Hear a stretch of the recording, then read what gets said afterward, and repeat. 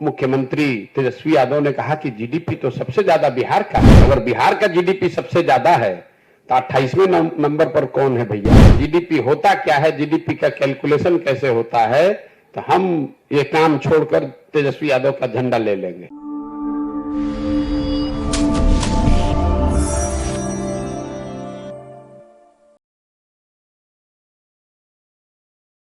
School नहीं गया, fail हुआ, सबसे पिछले बेंच पर बैठा, वही यहाँ का नेता है।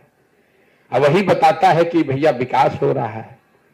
उसको विकास का लिखने, अपने सब सलाहकारों की मदद लेने के बाद भी अगर तेजस्वी यादव बिना कागज देखे हुए जीडीपी को परिभाषित करने, आपने कुछ दिन पहले देखा होगा यहाँ के महाज्ञानी उप मुख्यमंत्री तेजस्वी यादव ने कहा कि जीडीपी तो सबसे ज्यादा बिहार का है। उनको ये समझ में ही नहीं है कि जीडीपी है क्या। अगर बिहार का जीडीपी सबसे ज्यादा है तो 28वें नंबर पर कौन है भैया? जीडीपी के मामले में, पर कैपिटा जीडीपी में आप देश में सबसे पिछड़े 28वें नंबर पर है। मुख्यमंत्री कैमरे पर कह रहे हैं कि हम लोग तो देश में सबसे ज्यादा जीडीपी हम लोग का है। हुआ ये होगा कि किसी अफसर ने बताया होगा कि सर जीडीपी में ग्रोथ हम लोग का सबसे ज्यादा है, तो जीडीपी और जीडीपी के ग्रोथ का अंतर ही नहीं समझ में आया, बोल दिया कि जीडीपी देश में सबसे ज्यादा है। तो जब आप विद्यालय में नहीं जाते हैं, जब जीवन में पढ़े नहीं, तो यही आपका दशा होगा। पिछली बार कब इन लोगों ने एक किताब पढ़ी होगी, वो इनको जारी करना चाहिए। जैसे सरकार का एक मैंडेट है ना कि भाई आपको बताना है कि कितना पैसा आप कमाए, आपका संपत्ति में क्या घट बढ़ हुआ।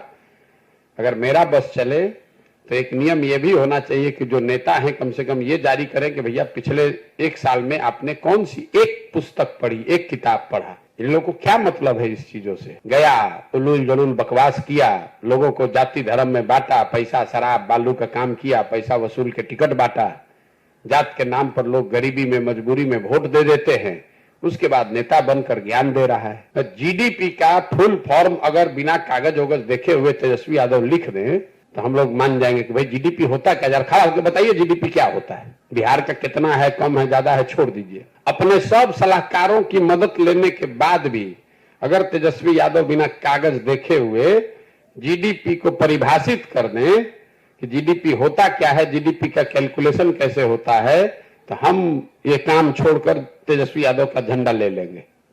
वो पहले 4 दिन तैयारी करके खाली कैमरा पर आकर समझा दें कि जीडीपी कैलकुलेट कैसे होता है। ये क्या बताएंगे जीडीपी की बात? और आप लोग भी बड़का सवाल किए जा रहे हैं तेजस्वी यादव। तेजस्वी यादव की क्या पहचान है? 9वां फेल आदमी है।